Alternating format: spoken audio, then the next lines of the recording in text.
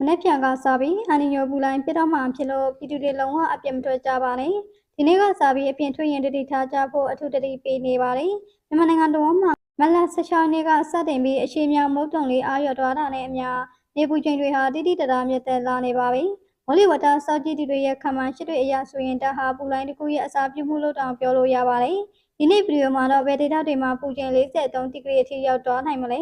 ဘလို့အနေရတွေကိုကြိုတင်ပြင်ဆင်ရမလဲဆိုတာအသေးစိတ်ကြည့်ရအောင်ပါလာမယ့်မလ20ရက်နေ့နောက်ပိုင်းမှာတော့အပူချိန်ဟာအမြင့်ဆုံးကိုရောက်လာဖို့ရှိနေပါတယ်။အထူးသဖြင့်ရန်ကုန်ပဲခူးနေပြည်တော်မန္တလေးမကွေးနဲ့စကိုင်းတိုင်းဒေသကြီးအောက်ပိုင်းတွေမှာနေပူချိန်ဟာ39ဒီဂရီစင်တီဂရိတ်ကနေ43ဒီဂရီအထိရောက်ရှိလာနိုင်တယ်လို့ဆရာဝန်တိုင်းကတတိပေးထားပါတယ်။ထူးခြားချက်တစ်ခုကတော့အနေဘက်မှာ40ဒီဂရီကျော်အောင်ပူနေပေမဲ့ရှမ်းပြည်နယ်၊ချင်းပြည်နယ်နဲ့ကယားပြည်နယ်တို့ရဲ့နယ်စပ်ဒေသတွေမှာတော့ညဘက်နဲ့နာနဲ့စောပိုင်းပူချိန်ဟာ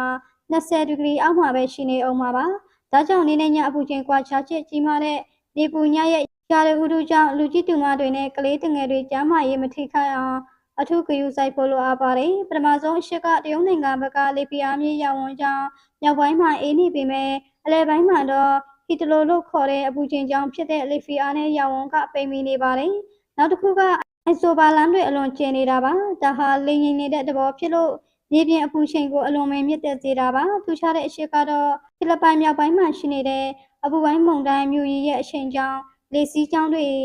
မြန်မာနိုင်ငံဘက်ကိုအပြောင်းလဲဖြစ်စေပါတယ်။ဒါကြောင့်ရန်ကုန်နဲ့အေရီတိုင်းတို့မှာလေငယ်ပြီးအလွန်အိုက်ဆက်တဲ့ဟီမတ်ဟီကိုပူခံစားရမှာဖြစ်ပါတယ်။အပူချိန်ပြင်းနေတဲ့ကြားကပဲမြန်မာနိုင်ငံမြောက်ပိုင်းမှာတော့မူတတင်ရှိနေပါတယ်။အနောက်လေပွေလိုင်းရဲ့တရားမှုကြောင့်စကိုင်းတိုင်းအထက်ပိုင်းကချင်ပြည်နယ်နဲ့ရှမ်းမြောက်ပိုင်းတို့မှာမလ22ရက်အတွင်းမိုးတင်ရွာနိုင်ပါတယ်။ဒါပေမဲ့ဒီထားရမှာကနေမိုးဖြစ်တဲ့အတွက်မိုးတက်လေပြင်းတိုက်ခိုက်တာမိုးကြိုးပြစ်တာနဲ့မိုးဒီတွေ့တာတွေကိုအထူးဂရုစိုက်ရပါမယ်။အပူချိန်အရန်ပြင်းပြီးမှမိုးရတဲ့အခါမှာလေထုမတည်ငြိမ်မှုတွေပိုဖြစ်တယ်လို့ပါ။အပူဒဏ်ကိုကောက်ခွဲဖို့အတွက်